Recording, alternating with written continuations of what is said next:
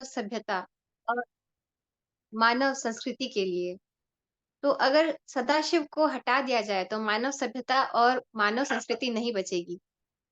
पर अगर मानव सभ्यता और मानव संस्कृति को हटा भी दिया जाए, फिर भी सदाशिव की व्यक्तित्व इतना विराट है, उनका प्रभाव इतना विशाल है कि वो फिर भी यथावत इतिहास में रहेंगे। तो हमारा फर्ज़ बनता है, उनके बारे में हम जानें और समझें। बहुत सारे विषयों में हमने अब तक की चर्चा की हुई है।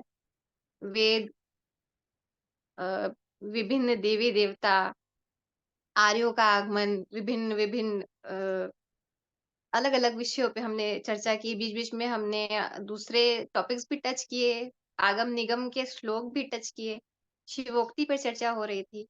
तो मुझे आशा है कि आप सभी जॉइन कर रहे हैं, तो आप लोग ज़रूर उसका लाभ ले रहे हैं और समय ज़्यादा नहीं लेते हुए मैं आज मंजुला दीदी को फिर से बुलाना चाहती हूँ। बस हमारा ये जो किताब है, वो अंत में आ गया है।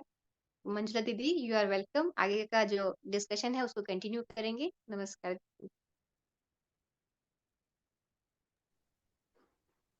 नमस्कार। वैसे तो आज तक मुझे लगता है नमो शिवाय शांताय की क्लासेस लेने के लिए हम लोगों ने जब डिसाइड किया था तो सब लोग शायद इंटरेस्टेड थे। मुझे याद नहीं है कैसे शुरू हुआ था, लेकिन अब शायद लगता है कि बहुत लंबा हो गया है। लंबा इसलिए होता है कि जैसे कि हमने शास्त्र के बारे में जब पढ़ा था, वो नमः शिवाय शांताय का ही शिवोक्ति में से ही था, नहीं शिवोक्ति नहीं शिवोपदेश में से था। और उसमें बाबा लिखते हैं कि ये जो जो सिक्स फोक्स समाज के हैं, उसमें शास्त्रों के अलावा जो व्याख्यान है उसका इंटरप्रेट करना बहुत ही इम्पोर्टेंट है। हमने उस पर भी क्लास ली थी। तो इसलिए मैं हमेशा ट्राई करती हूँ कि बाबा की जो चीज मैं पढूं उसको बाबा के ही मैं अपना नॉलेज कोई भी उस पर नहीं डालती हूँ, सिर्फ एग्जाम्पल डालती होंगी जो आज मॉडर्न डे या करंट एग्जाम्पल्स होती हैं उनको डालती होंगी समझाने के लिए। लेकिन बाकी सब वर्ड बाय वर्ड मैं चाहती हूँ कि बाबा के श्लोक या बाबा की शोक्ति या बाबा के मुंह से शिव की शोक्ति, क्योंकि शिव की शोक्ति तो हम जानते नहीं है, बाबा के मुंह से सुन रहे हैं। तो हम उसको जैसे बाबा ने इंटरप्रेट किया शिवोक्ति को, अब हम नहीं जानते कि आगम निगम को कितने स्कॉलर्स ने कैसे इंटरप्रेट किया है, लेकिन बाबा ने हमारे लिए इजी इजी करके इंटरप्रेट कर दिया है कि इसका मतलब ये है। तो मैं चाहती हूँ, मैं हमेशा करती हूँ कि वही करें। लेकिन हो सकता है ये बहुत लंबा हुआ और मुझे सजेशन दी गई है, रिक्वेस्ट किया गया है कि हम इसको खत्म करें, कुछ और अच्छा करने का मन में होगा। तो मैं सोच रही थी आज कि खत्म कैसे करूं मैं इसको। तो हमने आज तक सिर्फ 160 पेजेस को कंप्लीट किया है और इसके पेजेस 298 जी। हैं। और एक और बात है, हमने शिवोक्तिस को बहुत 12 शिवोक्तिस को काफी डिटेल में पढ़ा है और उतने ही आगे शिवोपदेश हैं। शिवोपदेश थोड़े लंबे हैं, हर की जरूरत नहीं होगी लेकिन कुछ दीदी की जरूरत है। ये बहुत ही इम्पोर्टेंट है और लेकिन एक्चुअली रीजन ये नहीं है कि लोगों का इंटरेस्ट गया, रीजन ये है कि बहुत ज्यादा बीच में गैप आती गई। Sometime you were busy, sometime कुछ बीच बीच में आता गया, लाइक डीएमएस आ गया, फिर बीच में आप 2 महीने के लिए इस ईयर मैंने छुट्टी एक्चुअली इस ली। बार वो भी तापसी भी आ गई थी उस समय। आप तो फिर आप बिजी जी थी, फिर इधर अगेन आप बिजी हो गई। तो कुछ कुछ चीजें आने के कारण क्या हुआ कि बीच बीच में फिर हमें दूसरे दूसरे क्लास डालने पड़े और फिर जी कोई जी और को डाल रहे हैं, तो वो सारी चीजें आ गई। तो अगेन हम लोग इसको फिर से मतलब जहां तक हो चुका है उतना हम लोगों के विजन में है और आगे आप ले लेंगे। मुझे भी जी मीरा जी, अंदाजा नहीं है कि कितना हो चुका है। डेफिनेटली मैं यू। करती हूँ हाँ ये। हम लोग बात करते हैं आज। मैंने इसको थोड़ा सा कंक्लूड करने के दिशा में लेने की कोशिश कर रही हूँ। लेकिन अगर चाहते होंगे कि नहीं इसको डिटेल में जाएं तो हम फिर जा सकते हैं। लेकिन अगर इससे बेटर कुछ हम करना चाहते हैं, जैसे कि मीतू दीदी की सजेशन थी कि दीदी आनंद सूत्रम को दोबारा लिया जाए, तो अगर लोग शिव उपदेश को भी बीच बीच में लिया करेंगे, आनंद सूत्रम का भी, क्योंकि ये आनंद सूत्रम शिव उपदेश जितने भी बाबा की जो फिलोसफिकल दर्शन शास्त्र है उसमें वही चीजें डिफरेंट डिफरेंट इसमें इंटरप्रेट की गई हैं। जैसे आत्म मोक्षार्थम जगतिताय चाहिए तो हम सभी जानते हैं, लेकिन नमो शिवाय शांताय में हमें मालूम हुआ कि ये शिव की शिवोक्ति भी है और शिव उपदेश भी है। तो जानते तो हम बहुत सी चीजें हैं, जैसे कि हम नई चीज कोई पढ़ेंगे तो हम उसको पहले किसी और किताब में या और किसी दर्शन में बाबा पढ़ा चुके होंगे। इसमें फिर उस पर शायद वो बहुत ज्यादा जरूरी होगी वो चीज हमारे लिए, और बहुत जरूरी है मुझे भी लगता है। जब तक हम ये चीजें ना पढ़े तो हमें वो कन्विक्शन नहीं आती है।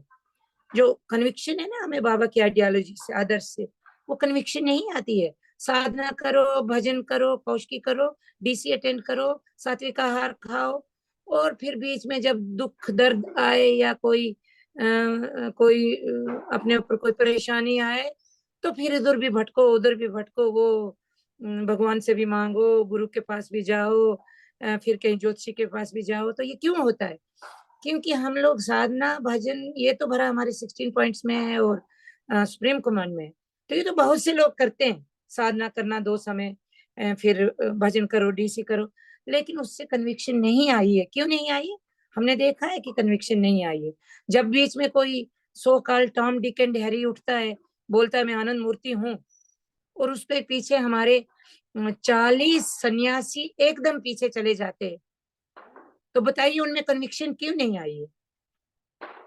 वो लोग जो हमको समझाते थे, जो लोग जिन लोगों की हम पूजा करते थे, जिन लोगों को हम वर्शिप करते थे, जो लोग हमारे ऊपर आके धौंस भी जमाते थे, अब वर्शिप ही नहीं था, धौंस भी खूब अच्छी खासी जमाते थे, क्योंकि उनके कपड़े का रंग भगवान था। भगवान कपड़े को हमें तो रिस्पेक्ट करना ही है, वो नहीं कि रिस्पेक्ट नहीं करनी।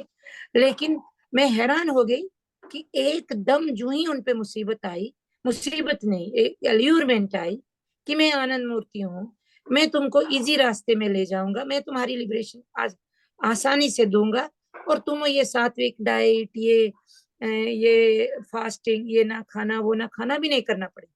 तो कितना इजी है, मुक्ति भी मिलेगी, मोक्ष भी मिलेगा, और इतना डूज एंड डोंट्स भी फॉलो नहीं करने पड़ेंगे। तो अगर उसके पीछे हम जाते हैं तो प्रॉब्लम है कि हमने इंटरप्रिटेशन बाबा के दर्शन की नहीं पढ़ी है। इसीलिए बाबा कहते हैं, ये जो 6 स्पोक्स को जब एक्सप्लेन करते हैं शास्त्र को बाबा, तो शास्त्र में एक चौथा पॉइंट डालते हैं कि व्याख्यान।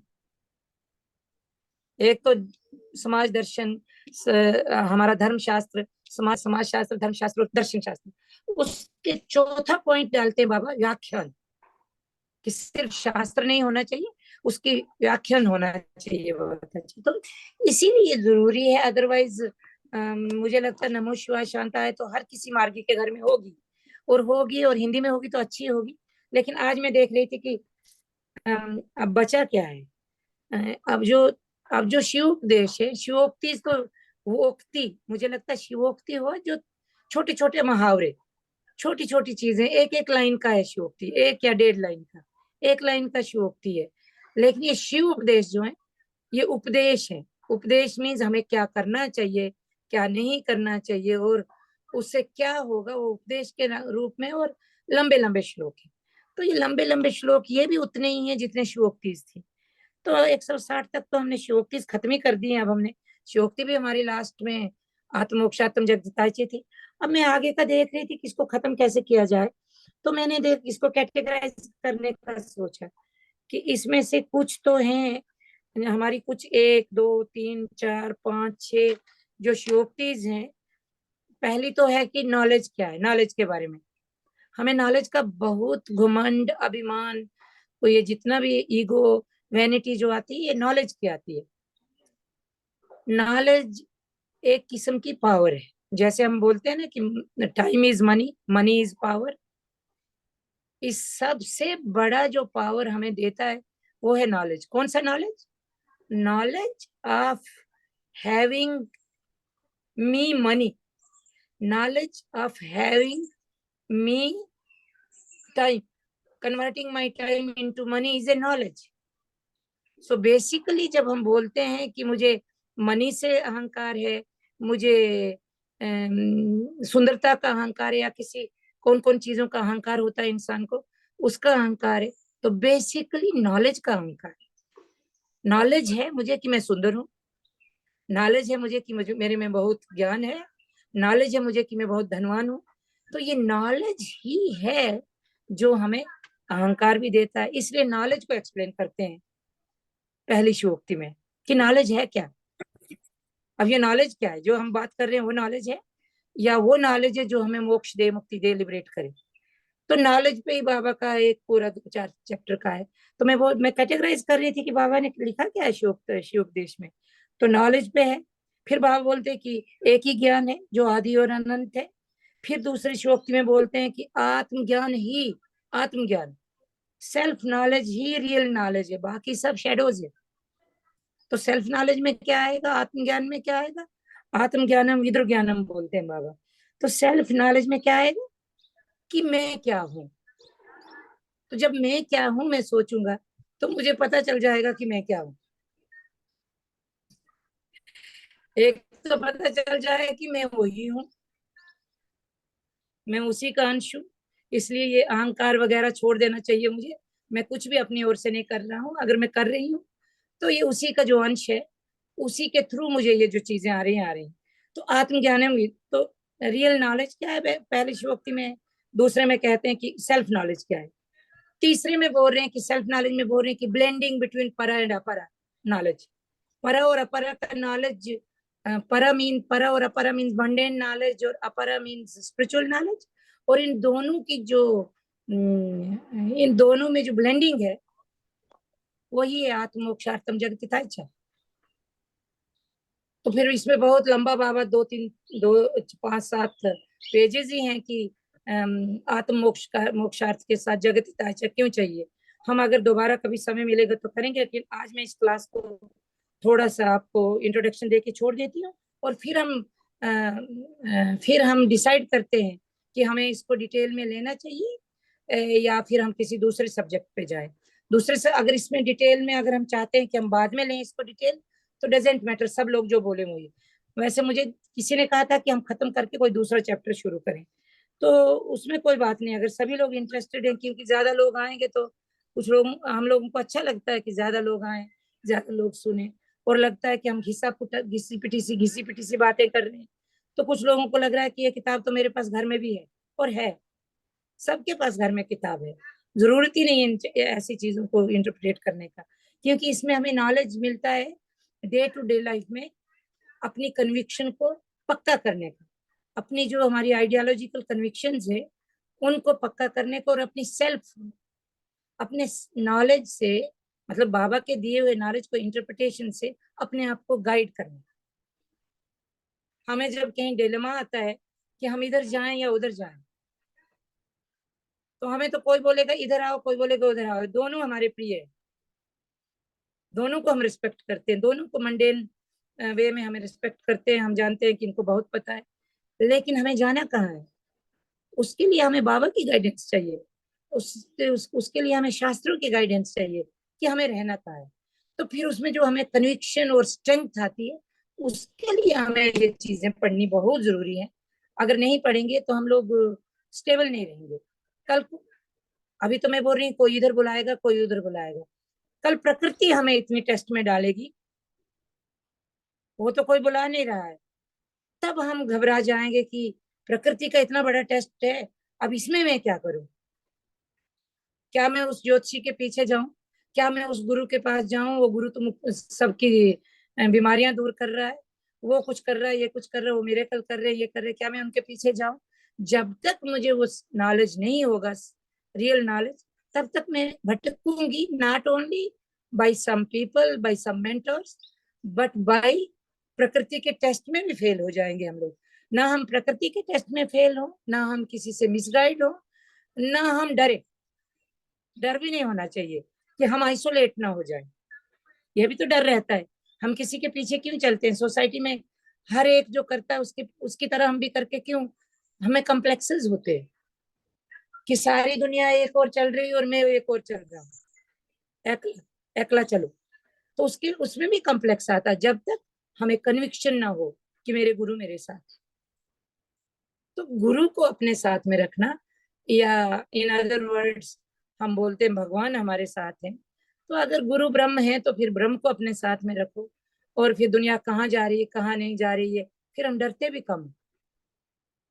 फिर हमें कोई कोई हमारा अपमान कर रहा है, कोई हमारा क्रिटिसिज्म कर रहा है, कोई हमको कुछ बुरा बोल रहा है, हम डरते नहीं है। हम इसलिए नहीं डरते कि हमें पता है कि बाबा हमारे गुरु ने हमें क्या बोला। तो इसलिए जरूरी है ये शिवोक्ति, शिव उपदेश, क्योंकि इसमें बहुत जरूरी जरूरी शिव उपदेश है। एक तो नॉलेज के बारे में, 3 लिबरेशन। अब फिर बोलते हैं कि मुक्ति किस चीज से होगी आपकी, नॉलेज से होगी या कर्म कांड से, ज्ञान कांड से होगी या कर्म कांड से होगी। क्या आपकी जो मुक्ति और मोक्ष है, क्या आपके जो ये रिचुअल्स हैं, सेक्रिफिशियल बलि देना है, कर्म कांड है जो वेदों का कर्म कांड है, क्या उस कर्म कांड से या सेक्रिफिशियल रिचुअल से या तप से या फास्टिंग से। क्योंकि हमारे हिंदू समाज में तो पहले से ही फास्टिंग इसलिए की जाती है कि उस देवता को खुश करो, ये होगा, इस देवता को खुश करो पति अच्छा मिलेगा, इस देवता को खुश करो बेटे की आयु लंबी होगी, इसको करो वो करो, पति की लंबी उम्र होगी, ये व्रत रखो वो व्रत रखो। हमारा तो पूरा सिस्टम ही कहते हैं ना, वो पूरा सिस्टम ही आधार ही बिगड़ गया है। हम तो उपवास भी करते हैं तो किसी कुछ मोटिव रख के, कुछ सेल्फिश इंटरेस्ट रख के। तो बाबा इन चीजों को क्लियर करने के लिए बाबा बोलते हैं कि क्या लिबरेशन रिचुअल सेक्रिफिशियल फास्टिंग और तप से होती है। बाबा बोलते हैं लिबरेशन मिलती है सिर्फ, देखिए ना कितनी कितनी एक अहंकार की बात है कि मैं यहाँ बैठे बैठे बोलूं कि मैं भगवान हूँ। बहुत अहंकारी लगता है जब तक हमें नॉलेज ना हो। और यही अहंकार में कुछ लोग हमारे आसपास में जो गुरु में बैठे हैं और बोलते हैं कि मैं ही गुरु हूँ, मैं ही भगवान हूँ, वो भी अहंकार में जा रहे हैं। इसी वर्ड को लेके मैं ब्रह्म हूँ लेके, ये मैं ब्रह्म हूँ का जो इसके पीछे का जो अर्थ है उसको समझना बहुत इंपॉर्टेंट है। मैं ब्रह्म हूँ, मैं कैसे ब्रह्म हूँ,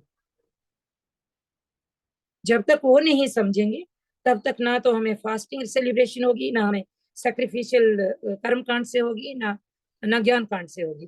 तो ये है बाबा का तीसरा शिव उपदेश। फिर देख रही थी मैं कि चौथा क्या है। चौथे में है कि मुक्ति कैसे मिलेगी उसके बारे में बोल रहे हैं 2-3 शिव उपदेश। तो उसमें तो बोलते हैं कि क्या अगर अगर कर्म कांड और ज्ञान कांड और बलि और तप और उपवास से नहीं मिलती तो फिर किससे मिलती है। क्या फिर शास्त्रों के पढ़ने से मिलती है, क्या फिर शास्त्रों के व्याख्यान करने से मिलती है, क्या फिर सारा दिन गीता पढ़ो, सारा दिन गीता पढ़ते रहो, उसी में रहो, सारा दिन नमो शिवाय शांताय के श्लोक को रटो, या सारा दिन आनंद सूत्रम के श्लोकों को रटो, क्या उससे मुक्ति मिलेगी। तो उस चौथे शिव उपदेश में कहते हैं कि उससे भी मुक्ति मिलने वाली नहीं है, मुक्ति मिलेगी सिर्फ समर्पण से। तो फिर समर्पण के लिए एक पूरा चैप्टर होता है, जैसे कि होता है बाबा का। फिर समर्पण क्या है, मुक्ति क्या है, फिर वो कैसे होगा, फिर उसका एक चैप्टर होता है। और पांचवा जो है तो उसमें तो सदाशिव का अगर उनकी शिवोपदेश है ये, तो वो बोलते हैं कि जो क्रिएटेड वर्ल्ड है, जो अनक्रिएटेड है, जो आज तक क्रिएट हुआ है, जो क्रिएट हो रहा है, जो आगे भी होगा, मतलब जो ये सृष्टि है, इस सृष्टि का जो साक्ष्य वो सिर्फ सदाशिव है। यह है शिवोपदेश। फिर छठा शिवोपदेश जरूरी है, इसको मैं थोड़ा सा समय लूंगी, ये बहुत जरूरी है। क्वेश्चन आंसर में भी आ सकता है, अगर आप क्वेश्चन आंसर पूछे कल तो उसमें भी आ सकता है। अब छठे में बाबा लिखते हैं मूर्ति पूजा के बारे में। बहुत लोगों का क्वेश्चन और आंसर होता है कि मूर्ति पूजा कैसी, और हमने बोला भी है, बाबा ने खुद भी बोला है कि मूर्ति पूजा ये नहीं है कि वो है ही नहीं कुछ भी, उसको अधमोधम बोला है, अधम अधम बोला है, अधम से अधम है। लेकिन ऐसी बात नहीं है कि वो एक पद्धति नहीं, वो भी एक पद्धति है। जैसे उत्तमो ब्रह्म सद्भाव है, द्वितीय ध्यान धारणा है, हम जो करते हैं वो सेकंड स्टेज ऑफ भक्ति में हम की ट्राई करते हैं। हम ये जो ध्यान धारणा करने की कोशिश करते हैं, ये एफर्ट करते हैं, तो ये भी फर्स्ट क्लास का नहीं है, सेकंड क्लास वाली पद्धति हमने अपनाई है। क्योंकि फर्स्ट क्लास वाले तो वो होते जो भाई संस्कार उस या तो अपने कर्म से, या तो इस जन्म में कर्म से, या पिछले कर्मों के रिजल्ट से वो उस तद स्थिति में रहते हैं। हमने तद स्थिति के बारे में भी पढ़ा है, सद्भाव के बारे में, ब्रह्म सद्भाव के बारे में। ब्रह्म सद्भाव वो चीज है कि जब हम बोलें कि हर चीज में हमें ब्रह्म दिखे, उसको बाबा कभी कभी बोलते हैं कि तद स्थिति मीन्स उत्तम ब्रह्म सद्भाव द्वितीय धर्म, सहजावस्था भी बोलते हैं इसको। अब ये सहजावस्था किसके लिए? मेरे लिए तो नहीं है, मुझे नहीं लगता कि हमारे लिए सहजावस्था है ब्रह्म को हर चीज में देखना, लेकिन बाबा के लिए सहजावस्था है। मतलब अगर बाबा के अकॉर्डिंग अगर हम चले तो फिर हम इसी अवस्था में पहुंचना हमारे लिए सहज है। वो सहजावस्था भी लिखते हैं और ब्रह्म सद्भाव भी लिखते हैं। तो पहली पद्धति तो ब्रह्म सद्भाव है, जिसके लिए हमें कोई कोई कोई रोज प्रैक्टिस नहीं करनी पड़ती है। वो प्रैक्टिस का फल है, हमारी प्रैक्टिस का फल है, चाहे इस जन्म का या पिछली जन्म का या पिछले न जाने कितने जन्मों का। हम जब इतने जन्मों में प्रैक्टिस करेंगे करेंगे करेंगे और मुक्ति नहीं मिलेगी किसी कारण से, तो हम उस सहजा अवस्था में पहुंच सकते हैं, पहुंच जाते हैं कि हर चीज में ब्रह्म है। तो उत्तम तो वो है, फिर द्वितीय ध्यान धारणा है, फिर जब स्तुति है, फिर ये सारी चीजों अधम मूर्ति पूजा अधमा अधम है। अगर मूर्ति पूजा को अधमा अधम बोला है तो इसका मतलब ये नहीं कि मूर्ति पूजा पूजा ही नहीं, पूजा पद्धति है। तो ये जब हम बोलते हैं तो अब उसको एक्सप्लेन भी करना था बाबा को कि अगर मूर्ति पूजा है तो क्या हम भी करें? अगर है, मैं बैठती हूँ साधना में, मुझसे साधना नहीं हो रही है, कंसंट्रेशन नहीं हो रही, तो क्या मैं मूर्ति पूजा करूं? तो फिर इसके लिए एक्सप्लेन करना तो बहुत जरूरी था बाबा के लिए। अगर नहीं करते तो हम में से 50% लोग तो मूर्ति पूजा कर रहे होंगे, अभी भी करते हैं। बाबा के फोटो के पास घी का दिया जलाना, अगरबत्ती जलाना, फिर उसको कुमकुम लगाना, बहुत मार्गी लोग करते हैं, बहुत हम लोग, हम में से बहुत से लोग करते हैं ये। सुबह उठते ही बाबा को सिंदूर लगा दो, एक दिया जला दो, फिर एक अगरबत्ती जला दो, हो गई पूजा। तो क्या हम मूर्ति पूजा करें? तो इसलिए इस बहुत जरूरी श्लोक में शिवोपदेश है छठा बाबा का, जिसमें बाबा बोलते कि मन की कल्पना की मूर्ति, मानसे से कल्पित मूर्ति निर्नाम चे मोक्ष साधनी। अगर मन की कल्पना की मूर्ति मोक्ष देती, अगर हम मन से कल्पित एक मनुष्य की कल्पना की हुई मूर्ति अगर हमें मोक्ष देती, तो अगर हम स्वप्न में राजा बन जाते हैं, अगर स्वप्न लब्धे न राजे न राजा न, अगर हम उस स्वप्न में अगर हम देखते हैं कि हम राजा बन गए हैं, हमारा बहुत बड़ा एम्पायर है, हमारा महल है, महल में प्रिंस एंड प्रिंसेसेस खेल रहे हैं, रानियां हैं, इतनी दौलत है, तो फिर बाबा कहते फिर वो भी तो सही होना चाहिए। अगर स्वप्न में राजमहल और राजमहल के प्रसाधन जितने भी हैं वो अगर ठीक, अगर आप मानते हो कि वो सही नहीं है, वो स्वप्न है, तो फिर एक मनुष्य की कल्पना की हुई मूर्ति में आप कैसे बोल सकते हो कि वो हमें मुक्ति और मोक्ष देगी? तो ये बाबा के शिव उपदेश है, छठे में ये बहुत इंपॉर्टेंट शिव उपदेश है। और उसमें फिर वो भी लिखते हैं बाबा की मूर्ति पूजा से होता क्या है, हम एक मैटर पे कंसंट्रेट करते हैं। तो हम तो जानते हैं आनंद मार्ग तो दर्शन में ही हम जानते हैं कि चित्त क्या करता है। चित्त जिस चीज को देखता है उसकी शेप ले लेता है, फिर उसी चित्त की जो शेप होती है तो अहम उसको अनुभव करता है, अहम को उसे अनुभव करना पड़ता है, अहम को उसके फल भोगने पड़ते हैं। चित्त की जो शेप बनती है उस शेप को निकालने के लिए अहम को काम करना पड़ता है, मतलब उसको वो फल भोगने पड़ते हैं। तो अगर हम मूर्ति की ओर कंसंट्रेट कर रहे हैं, मूर्ति पे ध्यान कर रहे हैं, तो उस मूर्ति का जैसा, उस मेटल का जैसा हमारा चित्त बन जाता है। तो हम तो जानते हैं कि मेटल जो है तो वो सबसे क्रूडेस्ट है, सॉलिड फैक्टर। मेटल जो भी है वो सॉलिड फैक्टर से बना होता है। तो ये तो सबसे पंच तत्वों का सबसे क्रूडेस्ट फैक्टर है मेटल। तो अगर हम सबसे क्रूडेस्ट फैक्टर पे अपना ध्यान लगा रहे और अपने चित्त को क्रूडेस्ट बना रहे, तो हमारा अहम भी तो क्रूड ही बनेगा, अहम कैसे महत्व की ओर जाएगा? तो ये सारी एक्सप्लेनेशन है शिवोक्ति 6 में बोलते हैं। फिर आगे की जो शिवोक्ति है तो उसमें भी यही जो हमारे भ्रम है उसको बाबा दूर करते हैं। जैसे कि इदम तीर्थम भ्रमंती तमसा जन आत्म तीर्थम न जनंती। जैसे कि बहुत से लोग तीर्थ यात्रा करते हैं, रामेश्वरम जाएंगे, काशी जाएंगे, अयोध्या जाएंगे, सरजू में नहाएंगे, गंगा में नहाएंगे। ये सारा क्या है? ये सारा जो जंजाल है, ये जंजाल में ही तो हम लोग फंसे हुए हैं। इस जंजाल से निकालने के लिए बाबा ने शिव उपदेश, शिव के मुंह से अपनी बातें, अपनी शिव की बोली हुई चीजों के, शिव के दिए हुए स्रोतों को, श्लोकों को, आगम निगम में शिव की जो विद्या है, शिव का जो शिव ने जो नॉलेज दिया है, तो उस नॉलेज को इंटरप्रेट किया है बाबा ने हम लोगों के लिए, आजकल के लिए। जैसे अब अगर शिवोक्ति में बाबा इंटरप्रेट करते हैं कि यहाँ तीर्थ है, वहां तीर्थ है, इस तीर्थ में नहीं जान, तो ये तो पक्का है कि शिव के टाइम पे ये वैदिक काल में ये तीर्थ वगैरह तो शुरू हो गए होंगे, नेचर वर्शिप थी। इसीलिए तो भगवान शिव को बोलना पड़ा कि ये तीर्थ वो तीर्थ में मत जाओ, आत्म तीर्थ की ओर देखो। और आत्म तीर्थ न जानती, जो आदमी आत्म तीर्थ अपना अपना हार्ट एंड सोल और आत्मा को नहीं जानेगा, तो वो कहीं भी उसको मुक्ति नहीं मिलेगी। ये है फिर ये तीर्थ के बारे में है, और भी जितने भी 12-13 जो शिवोपदेश है, तो इन्हीं चीजों को, बेसिक चीजें हैं जो हमको हमको बहुत ज्यादा कंफ्यूज करती हैं डे टू डे लाइफ में। कंफ्यूज होते हैं, कभी इधर थोड़ा सा सिंपैथेटिक हो जाते हैं, कभी उधर सिंपैथेटिक हो जाते हैं। तो उसमें से हमें क्या करना चाहिए? जैसे अगर बाबा बोलते मूर्ति पूजा नहीं करनी, तो हम नहीं करते। लेकिन कभी कभी मूर्ति पूजा मंदिर के लिए चंदा देने में क्या हर्ज है, बोलते हैं हम लोग। मंदिर में मूर्ति है, मूर्ति के लोग आते हैं, तो चंदा नहीं देंगे तो सोसाइटी में से कट जाएंगे, तो क्या करें? तो वैसी गाइडेंस है बाबा की। बाबा बोलते हो ऐसा कोई काम ना करो जिससे मूर्ति पूजा में एनकरेजमेंट मिलेगी, बाकी सब विचार करो। होली में आपको रंग लगाना है, लगाओ। बैसाखी में आपको पतंग उड़ाना है, उड़ाओ। हो दिवाली में आपको दिए जलाने हैं, जलाओ, खुशियां मनाओ।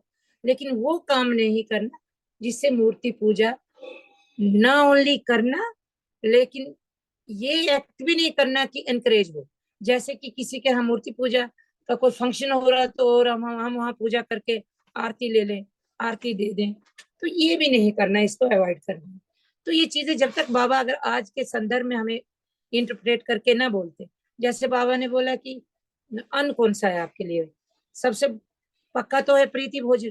जहां भी फ्रेंड के यहाँ जाओ, किसी के यहाँ जाओ, प्रीति भोज है, आपको खाने पे बुलाया है, सात्विक आहार है, तो जाइए, खाइए, आराम से खाइए, खुश होके खाइए।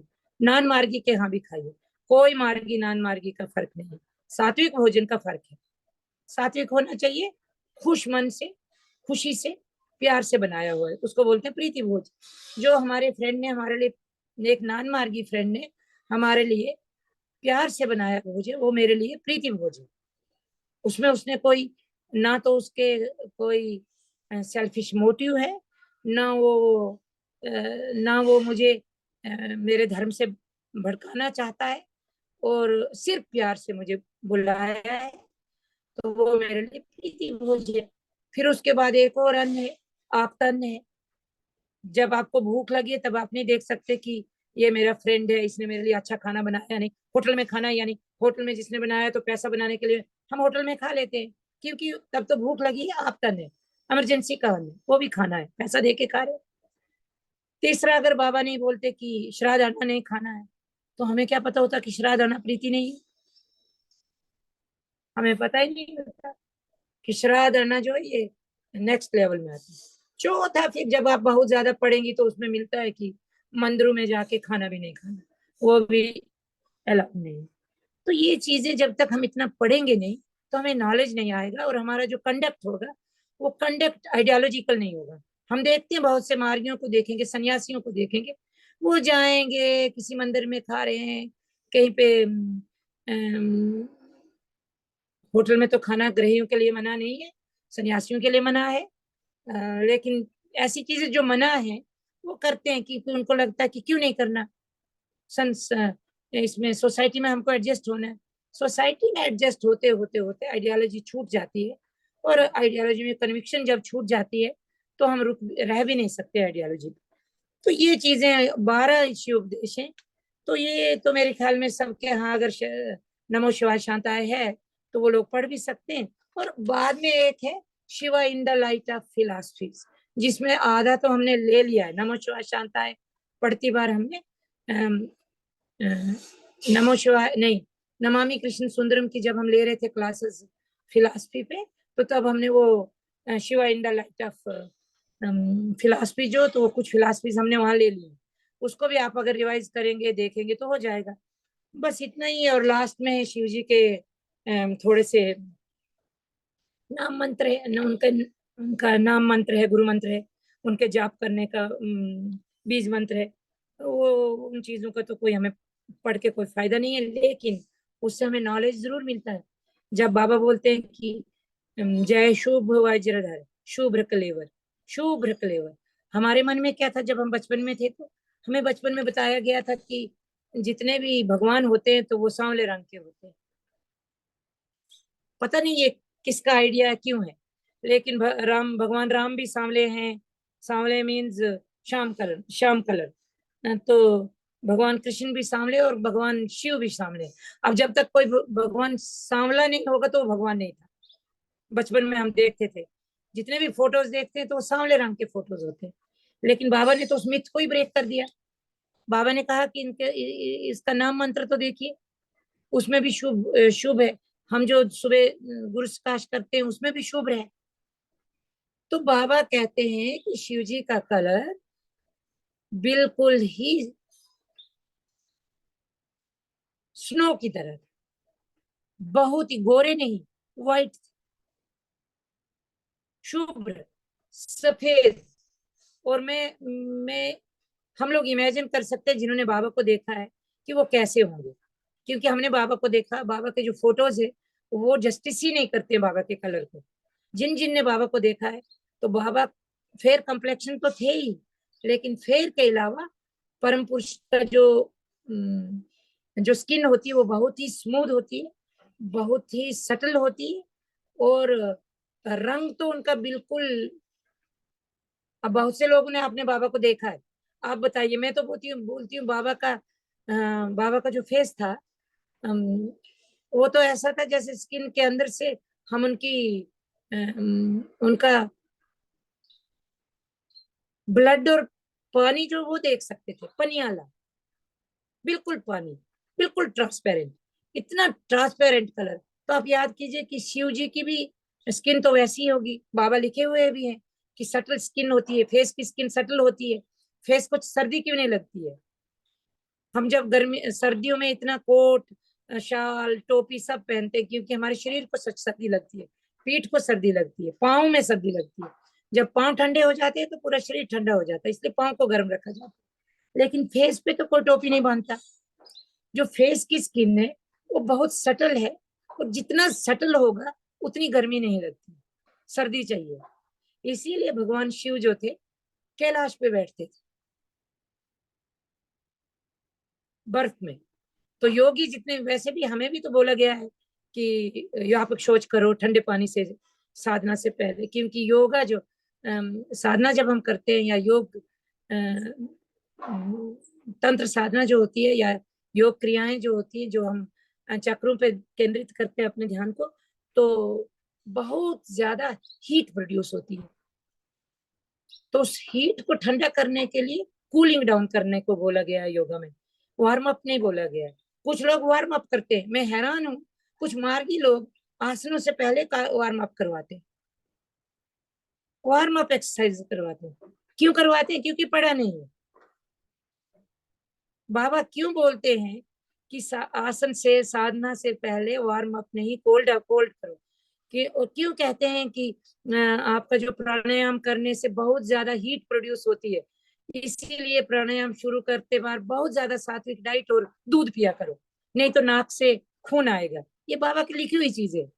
जी इतना हीट प्रोड्यूस होता है क्योंकि प्राणायाम directly affects your brain, nerves.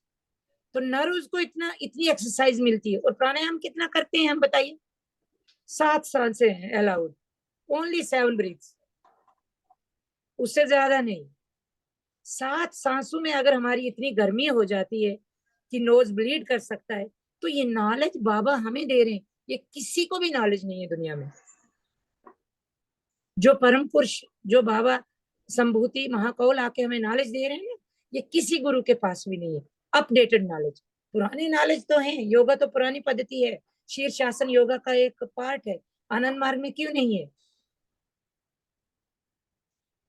प्राणायाम योगा का एक पार्ट है, आनंद मार्ग में क्यों 4th लेसन में है? बाकी गुरु तो पहले ही लेसन में दे देते। कोई भी जाए किसी भी गुरु के पास, कोई भी बीमारी लेके जाए, बोलते प्राणायाम करो। आनंद मूर्ति क्यों नहीं दे रहे हैं प्राणायाम फर्स्ट लेसन में? वो क्यों बोल रहे हैं कि चौथा लेसन है? और क्यों बोल रहे हैं कि प्राणायाम लेने से पहले तुम्हारी डाइट सात्विक होनी चाहिए, ये होना चाहिए, वो होना चाहिए? क्यों बोल रहे हैं बाबा? ये अपडेटेड नॉलेज जो है ये सिर्फ हमारे पास है, और हमारे पास कहाँ है? किताबों में। तो किताबें हम अगर डिटेल में पढ़ेंगे तो हमारे पास ये सारा नॉलेज है बाबा का दिया हुआ। जरूरी है इसलिए कि हम लोग किताबों को डिटेल में पढ़ें। तो आज अगर हम मैं तो ये इसको खत्म करने वाली थी। तो अगर नमो शिवाय शांता सबके घर में है, सब लोग पढ़ते हैं, सब लोग अगर क्वेश्चन आंसर में भाग लेंगे तो अच्छी बात है। तो वैसे तो मैं आज कंक्लूड कर रही हूँ। अगर चाहिए होगा आगे हम कोई एक एक शिव उपदेश को डिटेल में पढ़ें जो जरूरी है, तो फिर हम आगे लेंगे। उससे पहले उसके बाद जो बचा हुआ है वो तो एक तो है Shiva in the light of philosophy, और देन शिवा इन देयर बीज मंत्र, और बीज मंत्र वगैरह में और गुरुस्ताश में और इन चीजों में हम शिव को कैसे ध्यान करें, और शिव का रंग क्या है, शिव पैदा कहाँ हुए, तो वो तो आपको दूसरी भी किताबों में मिल ही जाएगा। शिव आस्ट्रिको मंगोल थे। मुझे कहीं याद आ रहा था कि नेग्राइट आस्ट्रिको मंगोल, लेकिन फिर बाद में ये इलेक्ट्रॉनिक एडिशन का किसी ने मुझे बोला कि आस्ट्रिको मंगोल थे। तो फिर मुझे लगता है, जरा देखिएगा जिसके पास ये है, तो मुझे लगता है आस्ट्रिको, फिर मैंने कहीं पढ़ा कि आस्ट्रिको आर्य मंगोल थे। अब ये क्या है, ये 3 जगह पे देखना पड़ेगा, तीनों को इकट्ठा करके। तो अगर वो मंगोल थे और आस्ट्रिको थे, तब भी वो शुभ हो सकते हैं, डजेंट मैटर। लेकिन आर्य और मंगोल थे और आस्ट्रिको ब्लड भी था बीच में, तब भी वो शुभ हो सकते हैं। तो मंगोल तो वो तो मंगोल तो होंगे, क्योंकि वो कहीं तिब्बत की कैलाश की पहाड़ियों में ही पैदा हुए हैं, और तिब्बत में ही पैदा हुए थे। अभी तक भी चाइना में शिव जी को उनका गॉड बोलते हैं। वो बोलते हैं तुम्हारा गॉड हमारे कंट्री में पैदा हुआ है, हमारा गॉड तुम्हारी कंट्री में पैदा हुआ है।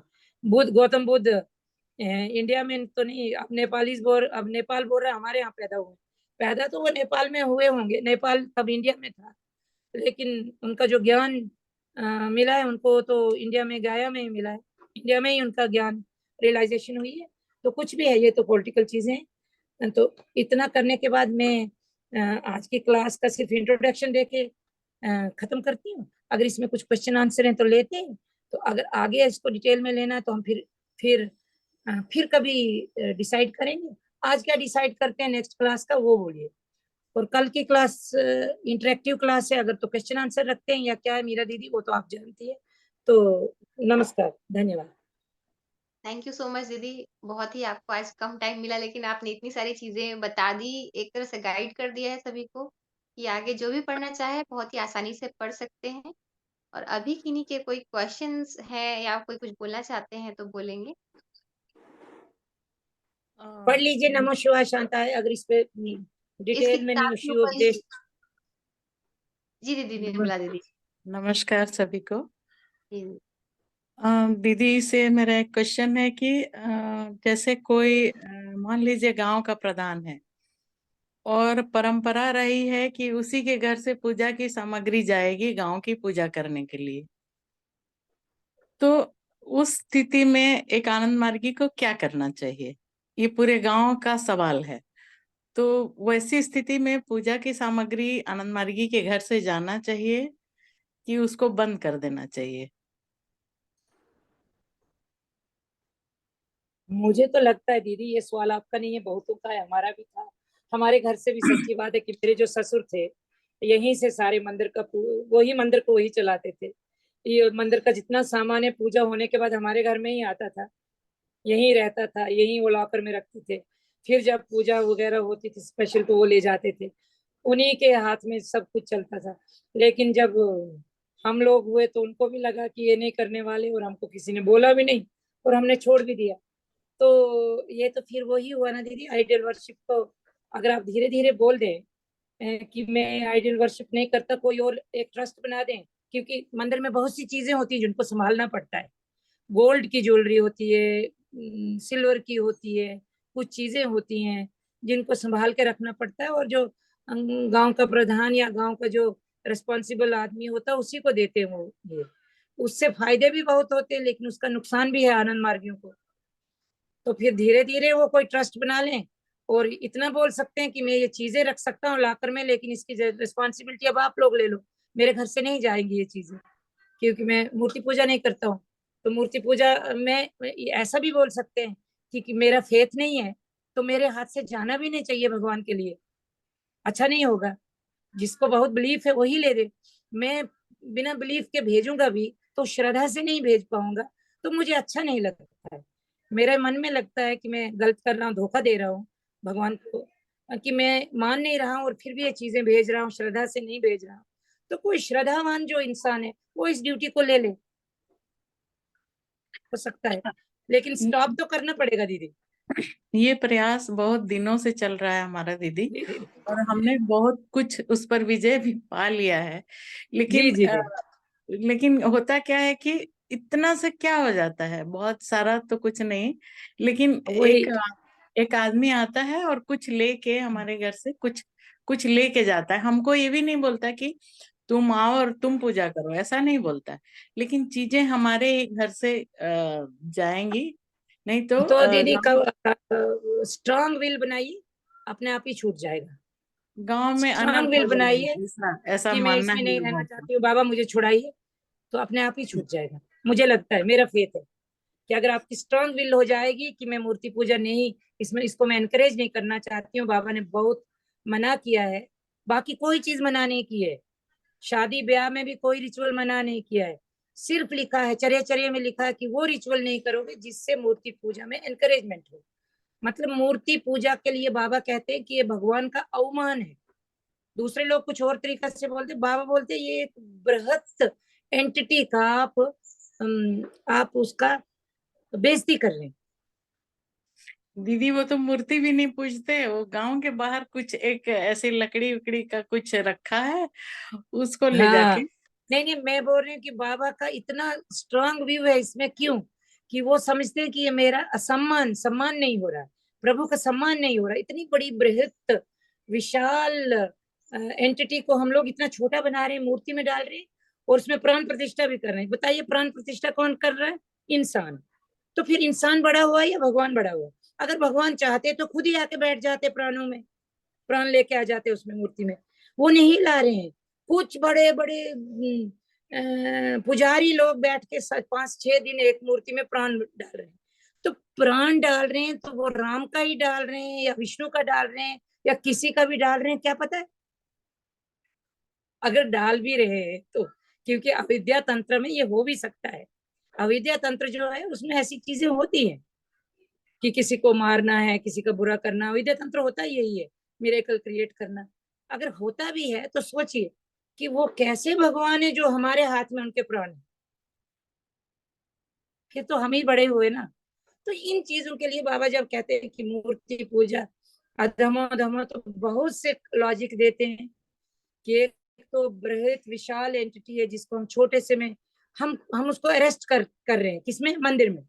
घर में भी एक ठाकुर द्वारा होता है, ठाकुर द्वारा में भगवान है, इसी जगह पे भगवान है। जैसे अब मेडिटेशन रूम बनाते हैं वहां हमारा बाबा का फोटो होता है, लेकिन अगर हम ये करना शुरू करेंगे यही बाबा है और जगह बाबा ही नहीं है, खत्म हो गया बाबा की जो अंतर्यामित या जो हमारा जो हम बाबा का डरते हैं या सम्मान करते हैं या फॉलो करते हैं, खत्म।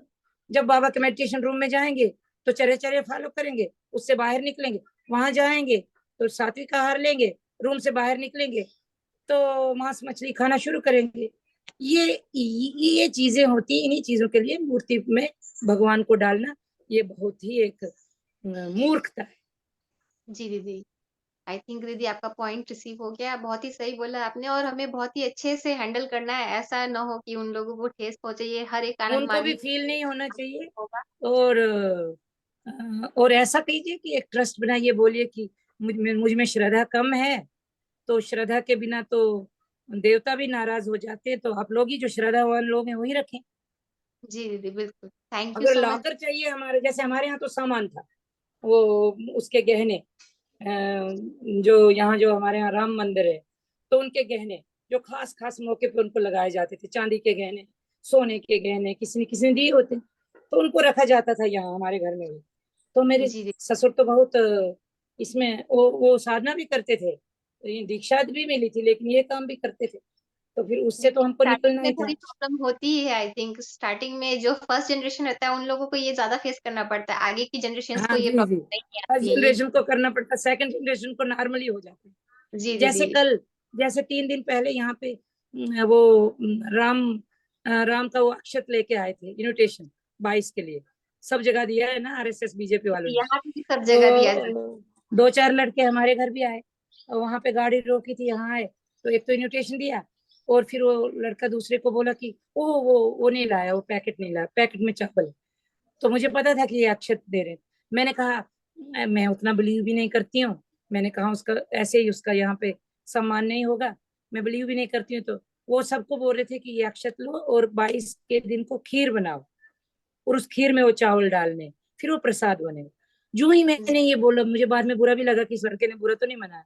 फिर उसने उसको बोला रहने दो रहने दो। मैंने कहा जो भी सोचे। मतलब गांव के लड़के नहीं थे, कोई बाहर के थे। गांव के लड़के तो हमको पहचानते भी हैं कि ये कहाँ ये बनाएंगे। तो बोला दिया तो जलाते हैं, मैंने कहा जलाएंगे, दिया तो दीपावली में जलाते हैं हम लोग, दिया जलाने में क्या है?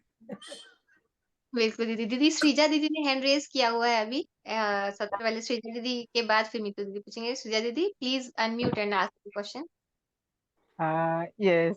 Namaskar, Manjula Didi, after a long time. I'm नमस्कार feeling दीदी। good. Namaskar. नमस्कार, Yeah, same here, same here, yeah. Happy New Year.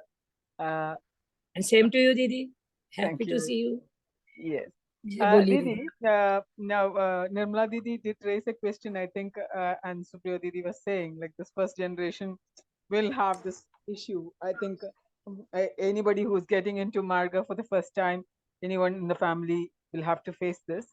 And one way that I know, like I have convinced myself is through this. I thought I would say this. I just joined. I was into. I have been into Marga only as an initiate only for 3 years. Of course, I've been practicing kirtan and all that probably 5 years now. But what I realized, what convinced me was the incidence of Vyasa, where uh, it is said that the Vyas had to approach Bhagavan to seek his pardon, having, encouraged Murti, Devas and Devis and Devatas. And if that was the या state of a sage of his stature, what are we? What are we trying to analyze? That So he 18 says that line was shloka of wrong. His He asking is the one forgiveness. who gave it. Yes, he had to ask for forgiveness to attain mukti या and moksha. या So that if he would say that it was wrong, what is the question here? Once we get that knowledge, we should be able to convince ourselves that what we are doing is wrong.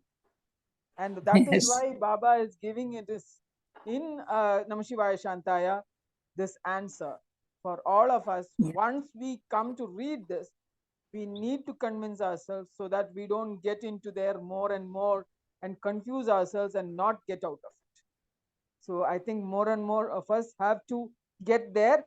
Mothers have to understand this, fathers have to understand this, so that the next generation which gets in will not have this confusion. So that's one. Yes दीदी। That's why Baba has made it very easy for us to understand why it should not be done. And I think we need to take it. And the other Yeah. thing I wanted to ask you is, like, when the family is already is doing it, and we have to fight every day to, you know, without hurting them, but to keep to our ideology and to keep to our you know, principles. I think it needs a little more this convincing factor, probably we could just say. And the other thing I you know, it keeps encouraging me to do is Totadri had to come to Baba, who is the guru of Ramakrishna Paramahamsa, and seek his blessings to attain moksha. Yes, yes, Didi. So Totapuri. Ramakrishna Paramahamsa was told by Totadri to avoid Kali Puja, and he did that, but Baba says he could not tell his followers because they were already there, and to get everyone out of it was not possible for him.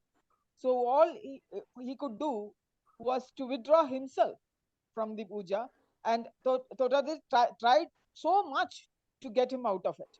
And if a person like Ramakrishna Paramahamsa had struggled so much, what are we doing? Didi. So Yes, there Didi. are answers in Namah Shivaya Shantaya, which will give us the answer as to why we should avoid Murti Puja and why we should encourage others also.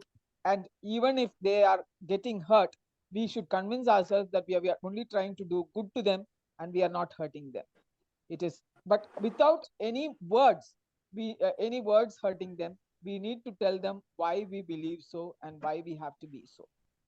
It is now something irrevocable. But I will also tell you one thing, that my Acharya, who was so sensitive, because being in such a family where my father-in-law is a priest, was a priest in a temple, you would understand, you know, how much hurt they would be to say this. And after marriage, if you had to say, no, I wouldn't do it. But what Didi did told me was, you do not do it along. Initially, you may find it difficult, but slowly you get off one by one of those practices. But then when you do puja, Guru Puja, don't ever have that practice with you, and keep Baba separately and do it separately, so that confusion, slowly you will get out of it. And that is how I did manage. I thought I should tell my experience because I have had the extreme sides of it, and probably that will encourage others also to get there. Thank you, Didi. Okay. Thank you, Didi. Very valid point said at right time. Manjula दीदी, आपका mic muted है, आप कुछ बोल रहे हैं? नहीं, मैंने थैंक यू कहा दीदी को कि ये तो सभी के एक्सपीरियंसेस होते हैं। आरएम होती है, नान मार्गी फैमिली होती है, सिर्फ हस्बैंड मार्गी होते हैं, ये तो बहुत से लोगों की हमारे मार्ग में प्रॉब्लम है। सिर्फ लड़का मार्गी होता है, वहाँ शादी हो जाती है, वहाँ भी यही प्रॉब्लम्स आती हैं स्टार्टिंग में। लेकिन वहाँ without being rude you have to follow. बहुत सी चीजें सीखने को मिलती हैं। बहुत सी जगह पे हम लोग झुकने का जैसा करते हैं स्टार्टिंग में, जब तक until we are being well understood by the people, by our conduct. हमारा वैसा कंडक्ट, बाकी कंडक्ट 90% ऐसा होना चाहिए कि हम मिसअंडरस्टूड ना हुए हों, तो फिर वो ये छोटी मोटी चीजें हमारी अंडरस्टैंड कर जाते हैं हर कोई। लेकिन अगर हम हर जगह में रूड हैं तो फिर ये भी हम नहीं संभाल सकते और फिर हम केयर भी नहीं करते। When we are rude to everything and we are very selfish and self-centered people, then they don't ask us. They also don't ask us. They only expect from the people who are polite enough, whom they understand, whom they feel that they are one of us. Only people have expectation from the people whom they feel that they are one of us. Otherwise, when we are not one of them, nobody has an expectation from us. तो problem भी उन्हीं को आती है जो one of inclusive हो जाते हैं, वन सबसे मिल जाते हैं, घुल मिल जाते हैं। उन्हीं को प्रॉब्लम होती है कि इस चीज पे कैसे मैं इनको हर्ट ना करूं। तो ये चीजें हो जाती हैं। इन माय ओपिनियन है कि मुक्ताकांक्षा सदगुरु प्राप्ति, मुक्ताकांक्षा, एक सिवियर डिजायर रखे कि मुझे मूर्ति पूजा से बाहर निकलना है, तो बाबा ऐसा क्रिएट करते हैं और वो लोग समझ जाते हैं कि और बाकी सब चीजें तो करते हैं ये लोग, लेकिन सिर्फ ये चीज जिसमें ये नहीं अगर पसंद करते तो छोड़ दो, they will not force us. Yes. दीदी मैं एक एग्जांपल दूं। जी जी जी दीदी। एक अभी रिसेंटली यूएसए में मेरी सिस्टर जहाँ रहती है, उसकी एक फ्रेंड है, उसके साथ हुआ। बहुत ही परेशानी में थी, या हो सकता है कि परमात्मा का ग्रेस हो उसके पास, है, क्यों हुआ पता नहीं। बहुत सारी परेशानियां उसके लाइफ में आ रही थी, एंड वो बहुत सालों से मेरी सिस्टर को जानती है। तो उसको बोलती रहती थी कि सुबह सुबह उठ जाओ जल्दी, 5 जन हम लोग करते हैं, वो करना चाहिए, बहुत सारी चीजें वो बोलती है। एंड वो उसके लाइफ को देख रही थी कि बहुत सारे टफ टाइम से वो गुजरी, बट वो उसको कभी टफ फील नहीं हुआ, मेरी सिस्टर को। एंड उसको लगा कि तुम्हारे जी पास ऐसा क्या है जो मेरे पास नहीं है। नहीं टोल के है। तुम्हारे पास ऐसा क्या है जो मेरे पास नहीं है। मैं तुमको कभी भी झुकते, कभी तुमको टूटते, कभी तुमको बिखरते नहीं देखी, जो कि तो एंड वो चेंजेस देखी, परिवर्तन देखी, बहुत स्ट्रॉन्ग परिवर्तन देखी। तो उस सरकमस्टांस में तो बोली कि तुम क्या करती हो, क्या है तुम्हारे पास। बोली मुझे अपने गुरु की बिलीव है, तो मुझे किसी बात का डर नहीं है। एंड वो बोली कि तुम क्या करती हो। बोली कि तुमको बिलीव होगा। बोली हाँ, तुम पे मुझे बिलीव है, तो डेफिनेटली तुम जो करती हो। तो बोली कि ठीक है, तुम दीक्षा नहीं ले सकती हो, बाबा नाम केवलम करो, सुबह 5 जन ने करो, कौसकी कर रही थी, फास्टिंग करो। एंड वो बोले कि इतना तुम सिर्फ कर लो, आगे का रास्ता तुमको मिल जाएगा। एंड वो करना शुरू कर दी, कर रही है, अभी भी कर रही है, दीक्षा नहीं ली है डेफिनेटली, बट वो सारी चीजें ये जो जो कर रही है वो बोली कर रही है। बोली मुझे बहुत सुकून मिल रहा है, मुझे पता नहीं क्या है, बट मुझे बहुत सुकून मिल रहा है। और वो नमः शिवाय, ये जय शिव शंभु पशुपति भजन को याद करी, जय शुभ वज्रधर याद करी, 4-5 ऐसे जो प्रभात संगीत है उसको याद करी, एंड वो गा रही है।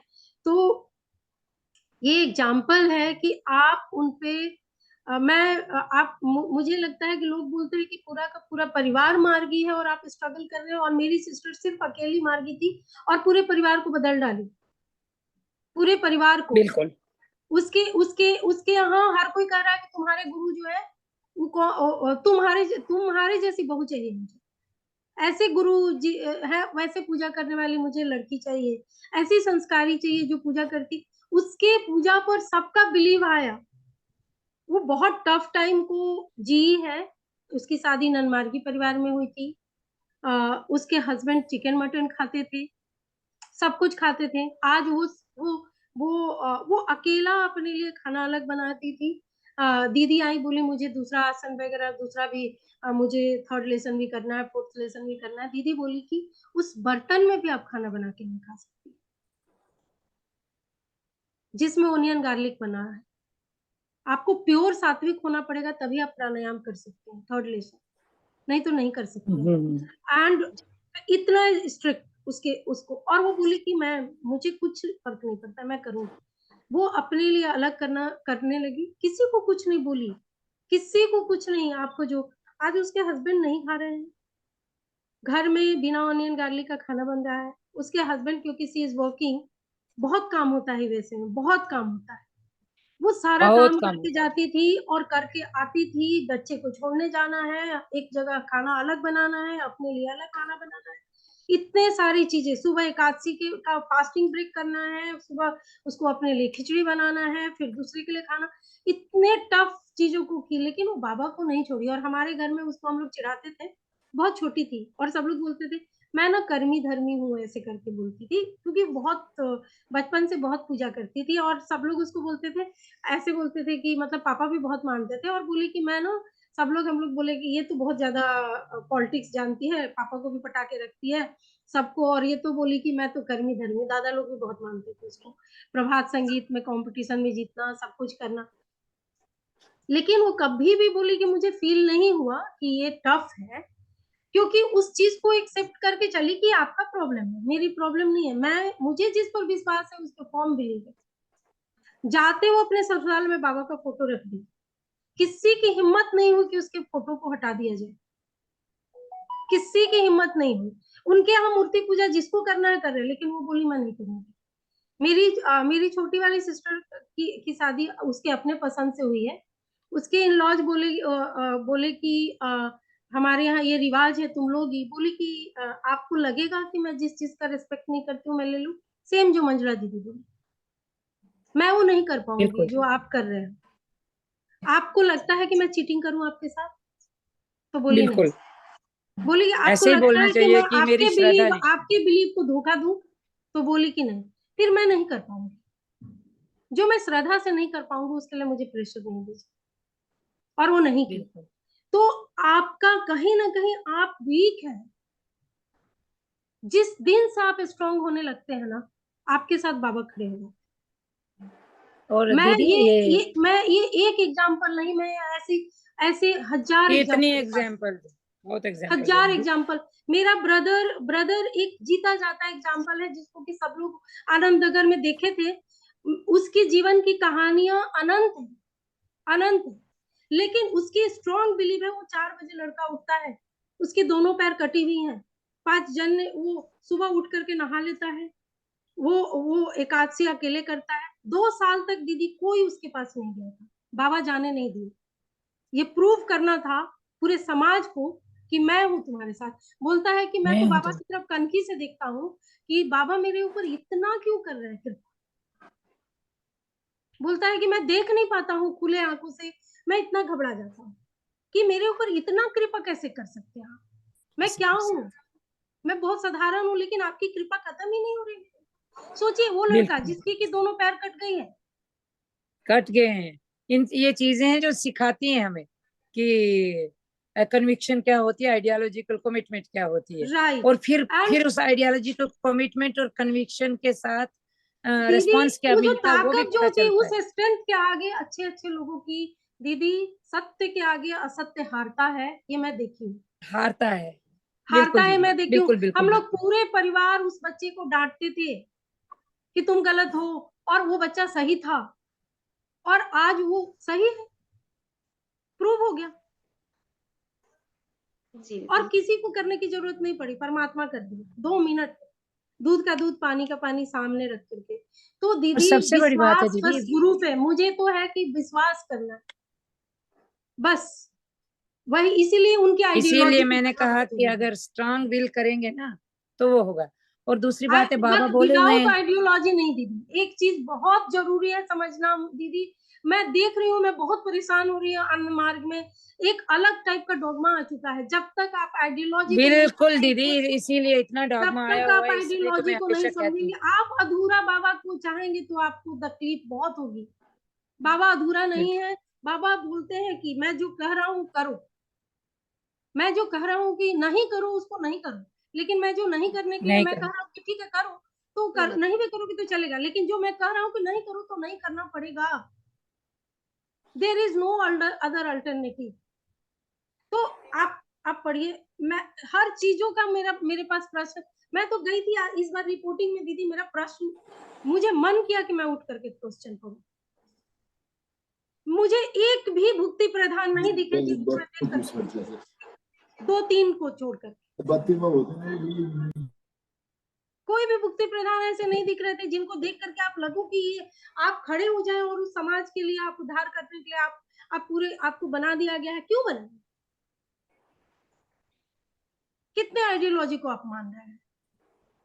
ना आप खड़े हो पा रहे हैं ढंग से, ना आपकी पर्सनालिटियां बिल्कुल दिख रही हैं, और आप बने हुए। तो दीदी अधूरा ज्ञान हमेशा, इसीलिए आप जो आज क्लास में यही सिखा दीदी, रहे हैं, यही है शिव उपदेश में, यही है अधूरा ज्ञान, ज्ञान इसके बारे में ही है शिव उपदेश जितने आप भी हैं दीदी बाबा आज के। पूरे क्लास में आप जो बोल रही थी, मैं चुपचाप सुन रही थी, क्योंकि मुझे लग रहा था कि ये क्लास जरूरी है। आप जो डांट रही हैं, जो बोल रही हैं, हमें चाहिए, डांट की जरूरत है, हमें रियली इस डांट की जरूरत है।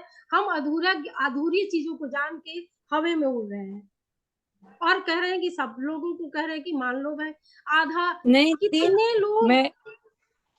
मैं बताती हूँ, मैं रोज बाबा की कोई नई किताब पढ़ती हूँ तो मुझे लगता है अरे मैंने ये आज नहीं पढ़ी है। मतलब हम इतने अधूरे हैं, मैं अधूरी हूँ दीदी। मैं जब आपको बोलती हूँ तो इसका मतलब नहीं मैं पूर्ण हूँ और मैं सारा, मैं पढ़ती हूँ जब तो तब हैरान होती हूँ कि हम लोग अभी ये चीजें पढ़े और कुछ हो ना हो, मुझे नहीं पता मुझे मुक्ति मोक्ष मिलेगा या नहीं, क्योंकि मुक्ति मोक्ष के लिए तो बहुत सी चीज काम करने पड़ते हैं, लेकिन इतना थोड़ा सा विश्वास है कि शायद बाबा से दूर ना जाऊं। दूर जी। मीन बाबा की आइडियोलॉजी से दूर ना जाऊं। बाबा से दूर जाना तो उनके हाथ में है दीदी, वो तो रोज डर लगा रहता है दीदी मेरा कि भाई वो बोलता है पकड़ेंगे तो मुझे, रहेंगे, नहीं हाँ, पकड़ेंगे तो नहीं रहेंगे। उनको पकड़ना चाहिए, हम नहीं पकड़ सकते उन्हें। लेकिन जहाँ आइडियोलॉजी से दूर जाना या अनआइडियोलॉजिकल काम करना वो पढ़ाई से होता है, वो ज्ञान से होता है। जी। बाबा जहाँ बोले तक हुए हैं, जहाँ जब तक बाबा योगा कमजोर साइकोलॉजी जी दीदी, जी जी निर्मला जी कमजोर दीदी बोलिए। बोलिए। जहां तक कमजोर होने की बात है, तो मैं गर्व से कह सकती हूँ कि मैंने आज तक आइडियोलॉजी के खिलाफ एक भी काम नहीं किए। नहीं नहीं दीदी, आपका बिल्कुल, नहीं बोल रहे हैं दीदी, ये आपका नहीं जनरल बोल रहे हैं था। दीदी, और दूसरा, आपका क्यों हाँ बोलेंगे हम। मैं समझ रही हूँ दीदी, जनरल चीजें, लेकिन हर जगह की परिस्थितियां अलग होती हैं। आप जिसके अंदर किसी के जाओगे नहीं, घुसोगे नहीं, आप अपनी डफली, अपना राग, तो कोई सुनने नहीं आएगा। मेरा नहीं क्वेश्चन सुनेगा दीदी, मैं वही बोल रही थी यहाँ दीदी, मैं था वही कि मीरा दीदी की कहानी सुन के बोल रही थी कि दीदी बाबा बोले हैं कि बोलना नहीं है हमें, वो बाबा बोले हैं कि कंडक्ट से टीच करना। जैसे उनकी सिस्टर बोल रही है, देखने वाला बोल रहा है कि तुम क्यों नहीं घबराती हो, तुम क्यों नहीं परेशान हो रही हो, तुम क्या करती हो। तो ये हमको हमको वो अपने कंडक्ट में लाना होगा। राइट। नहीं लाएंगे तो लोग हमारी बात नहीं सुनेंगे। हम सिर्फ बोलते जाएंगे, सिर्फ लेक्चर देंगे। ये जो लेक्चर देते हैं ना, कुछ हम लोगों में बहुत आदत है लेक्चर देने की, जी जी, मार्गियों में वही बात मैं कहना बहुत है, चाह रही थी दीदी, मेरा वही इसीलिए मैं कहना था, बहुत मेरा चुप वो नहीं रहती कहना था हूँ। कि वो, उसको तो हम्म, दीदी और बहुत सारी चीजें करनी पड़ी थी, करी भी थी वो, बिल्कुल लेकिन बिल्कुल वो अपनी चीजों को नहीं छोड़ी। मेरा यही कहना है कि उसको तो करना करना भी पड़ता पड़ा है था दीदी, दीदी। सबको करना उसने पड़ता तो है। हम जब उसको तो चिकन, नई नई लड़की गई थी यूएसए में, उस समय यूएसए से इतना इजी कम्युनिकेशन नहीं था दीदी, वो इतना, आपको कह रही हूँ कि एजुकेटेड थी, सी इज वर्किंग उधर, साइंटिस्ट है। अगेन उसको इतना डर था कि उसके हस्बैंड बोल दी कि तुम कैसे नहीं बनाओगी, तुमको बनाना पड़ेगा। एंड बिल्कुल वो दीदी, डर गई। और वो उस समय वो, उसको लगा कि मैं क्या करूं, मुझे तो आता भी नहीं बनाना, एंड कुक करी। दीदी मैं पर्सनल कहानी सुनाने से टाइम वेस्ट होता है। मैं जब यहाँ आई थी तो मेरे सास ससुर यहाँ किचन मटन होता था। मैं बोलती थी, बनाती नहीं, मैं ऐसे हाथ से धोती नहीं थी, ये नहीं थी करती, लेकिन वो बनाती थी। मेहमान आते थे तो उनको डाला है किचन चिकन मटन। फिर वो तो जब धीरे धीरे, मैं कहती हूँ ना, जब मन में इतना हो कि मैंने नहीं करना है, तो धीरे धीरे बाबा परिस्थिति ऐसे बनाते हैं कि फिर लास्ट में तो मेरा ही खाना सब खाते हैं।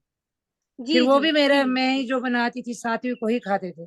लेकिन स्टार्टिंग में होता है दीदी, ये सब लोगों ने किया होता है अपनी लाइफ में। जी, किसी को डिफेंसिव होने की बात नहीं है निर्मला दी, सबकी कुछ लाइफ नहीं में कुछ हुआ है। नहीं। आप बोल रही हैं, मैं बोल नहीं नहीं रही हो हूँ। रही, मैं तो मैं अपनी बहुत पूरी अच्छे कहानी मार्गी पे सुनाने आगे नहीं वही बैठी बैठी वही कि हूँ टाइम आप, दीदी। वेस्ट होगा, टाइम आपको वेस्ट तो होगा। दीदी देख रहे हैं, मैं तो आपका देख रही हूँ कि सुबह योगा क्लास में कोई आए ना आए, मुझे अच्छा लगा कि आप पूरे परिवार लेकर के, मैं एक इन जनरल बोल रही हूँ कि लोग करने के लिए तैयार नहीं है दीदी। सबकी समस्या लाइफ यहाँ है में कि ये लोग करने के कॉम्प्रोमाइजेस लिए हमने तैयार किए नहीं है। होते हैं निर्मला दीदी, ये करने पड़ते हैं। ये आप ये तो, बोल रही हैं, हम अगर इसलिए, आप मैं समाज इसलिए में नहीं है, बोल रही हूँ और कि समय बहुत हो जाता है पर्सनल कहानियों में, इसलिए नहीं बोल रहे हैं। कभी अगर हम पर्सनल कहानियों का सेशन रखेंगे तो सबकी लाइफ में ये चीजें आई होती है। बहुत सबने बहुत, मूर्ति पूजा की होती है, करनी पड़ी होती है। ससुराल में सबने मांस मछली टच करना पड़ा होता है, किसी किसी को परिस्थितिवश।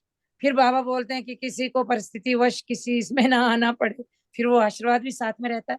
फिर होते होते होते फिर अपना जैसा ही बन जाता है पूरा परिवार। नहीं बट ये भी बात अल्टीमेटली है। मैं दिखी हूँ दीदी, एक चीज मैं बोलना चाहती हूँ, ये चीज मुझे लगता है हर मार्गी का एक्सपीरियंस होगा, अल्टीमेटली बाबा की फिलॉसफी जीतती है, बिल्कुल, बाबा ये के हर एक सिद्धांत की जीतता मॉरल है, स्टोरी है ये।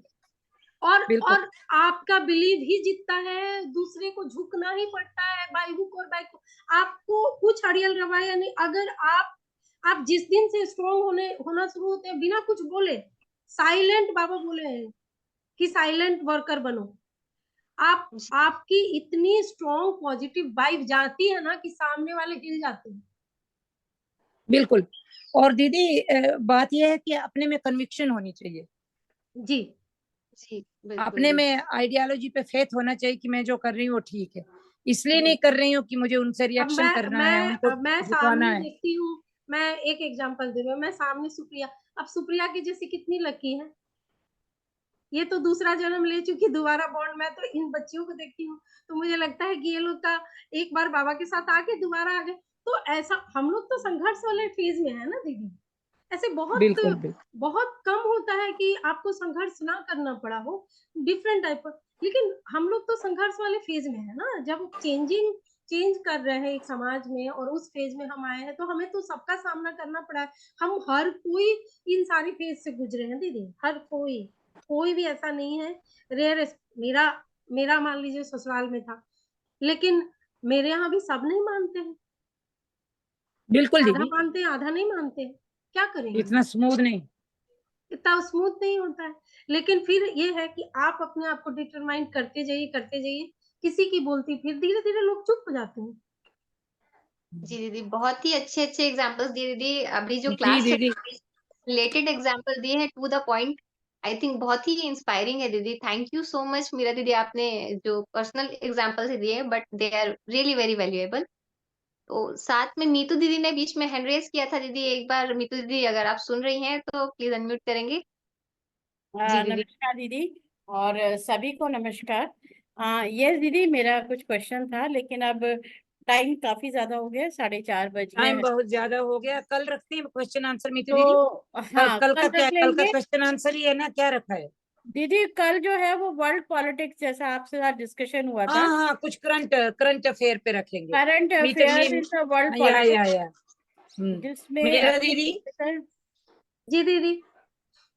कल अगर हम क्वेश्चन आंसर कुछ मीतू दीदी का, और कल कुछ हम लोग बात कर रहे थे हमास के बारे में, इसके बारे में, वर्ल्ड फेयर के बारे में, तो हम लोग दीदी एक और एक और रिक्वेस्ट आपसे करना है, मंजुला जी दीदी, मुझे आपसे एक और जी रिक्वेस्ट करना है। जी कमिंग जी थर्सडे हम लोग ओपन फोरम रख रहे हैं। अभी रिसेंट इंसिडेंट हुआ है, एक मदर जो है वो अपने बच्चे का को मार डाली है। जी जी तो उस जी, पर बहुत दीदी मुझे चाहिए था कि क्या तापसी, क्योंकि ये साइकोलॉजिकल वो समझा पाएंगी इस डिस्कशन को कि आखिर क्यों हो रहा है और क्या हुआ, क्यों हुआ। मतलब सम टाइम आप अगर सोचे तो बहुत ही पैथेटिक माना जाएगा इसको कि एक मदर अपने बच्चे को मार भी देती है। एक मदर अपने अच्छा, बच्चे को उसके बाद उसको गिल्ट भी नहीं है एंड उसको छुपाने की भी क्योंकि वो कोशिश दीदी करती है। वो इतनी इतना कहते हैं ना, इतनी बिटर हो चुकी है लाइफ से, इतनी बिटर हो चुकी है। मेरे ख्याल में वो अपने आप को भी मेरे ख्याल में मारना चाहती थी, फिर बाद में अपना आप मारना बहुत मुश्किल होता है, नहीं मारा।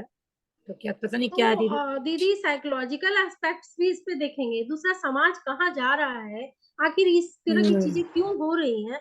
क्योंकि इसके लिए दीदी अल्टीमेटली मुझे जितना समझ में आया कि समाज में आपका subjective approach, objective approach and subjective adjustment जो है वो हो रहा है।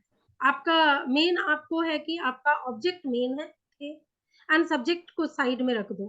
तो ये मुझे जैसा समझ में आ रहा है, ये एक रीजन भी है। दूसरा, आपकी डिजायर इतनी प्रबल हो गई है कि पहले के जमाना में कहा जाता था माता को माता, पुत्र को पुत्र हो जाएंगे, लेकिन माता को माता नहीं। लेकिन आज ये माता को फिलॉसफी माता नहीं होगी। नहीं हो सकती। लेकिन आज इस फिलॉसफी को भी हम साइडलाइन कर सकते हैं, क्यों कह सकते हैं कि नहीं, आज कोई भी मतलब कु वर्ड किसी के साथ भी लगा सकते हैं। वो माता भी हो सकती है। कुमाता भी हो सकती है, आप कुपुत्र भी हो क्या सकता है। तापसी दीदी को इनवाइट करना चाह रहे हैं मीरा दीदी इसके लिए जी सेशन? आप तापसी दीदी को इनवाइट करना चाह रहे हैं इस हाँ सेशन को विन हाँ करने के लिए? हाँ दीदी जी लेकिन अब आपका गुरुवार को कितने शाम को होता है? मैं उससे बात दीदी जरूर थर्सडे करूंगी। को 8 o'clock। मैं उसको बोलूंगी आने के लिए, लेकिन अब मैं पूछूंगी कि वो तैयारी, उसको अब इस केस का उतना ज्यादा दीदी दीदी अ, तैयारी मतलब उतना ज्यादा उनको तैयारी करने की उनके लिए आई डोंट थिंक कि उसको उसके लिए तो मेरे ख्याल में सिर्फ एक छोटी सी हाँ ओपिनियन काफी होगी ओपन हाँ, फोरम में। उनके हाँ लिए तो हमें सिर्फ इतना चाहिए कि वो साइकोलॉजिकल एस्पेक्ट में बताएं कि जी, क्यों मैं हो उससे रहा है। बात करती हूँ दीदी, मैं उससे बात ठीक करती हूँ। ठीक है ठीक। ठीक है दीदी। और मीतू तो दीदी, आपका कोई ठीक है दीदी, लॉन्ग है मीतू दीदी, या फिर आप अगर हम शॉर्ट में आंसर ले सकते हैं तो हमारे पास अब टाइम हम है लोग कल दीदी कल लेंगे, नहीं तो मैं मुझे कल लेंगे। जाना अब था मैं भी अभी। थोड़ी बिजी हूँ दीदी, मुझे अभी यहाँ मैं काम चल मंजुला रहा है दीदी तो से मुझे भी अलग से जाना भी है। बात करती रहती हूँ, तो मैं कभी वैसे भी उनसे पूछ लूँ, कल दीदी नॉट करंट अफेयर नेसेसरी। में क्या टॉपिक लेना है? ओके मितु दीदी, सॉरी टाइम की कमी रह गई। ಅವ್ರು 5 कल ಗಂಟೆ के लिए क्या ಇಲ್ಲಿದ್ದಾರೆ. क्या टॉपिक लेना है? 5 ನಿಮಿಷ ಇದ್ದಾಗೆ ಅವನು ಇವನು ರಾಜುನು ಅವ್ರ ಜೊತೆ ಬರ್ತಾನೆ. ಅವನು ಇವ್ರನ್ನ ಬಿಡಕ್ ಹೋಗ್ಬೇಕು. ಅವ್ರು 5 दीदी ಗಂಟೆ ಇದ್ದಾಗ ನೀನು ಬಂದ್ರೆ ಸಾಕು. लड़की से बात कर लेंगे 1 to 1 आई थिंक। Sure. जी दीदी। जी ओके दीदी. ओके, इट विल बी मतलब अच्छा रहेगा। तो और कल दीदी जो भी होस्ट रहेंगे ध्यान रखेंगे कि मितु दीदी का क्वेश्चन जो है वो पूछ सके, वो नहीं नहीं कल नहीं, के। वो अमितो दीदी का क्वेश्चन तो जरूर लेना होगा क्योंकि स्टार्ट वही करेंगे. ओके ओके लेट दीदी। हर स्टार्ट द सेशन टुमारो. या या ओके दीदी, सो आज का सेशन हम नमस्कार. करें फिर सभी के परमिशन से। मीरा दीदी पीछे मम्मी दिख रही हैं मितु दीदी के पीछे, तो जी। उनको प्रणाम।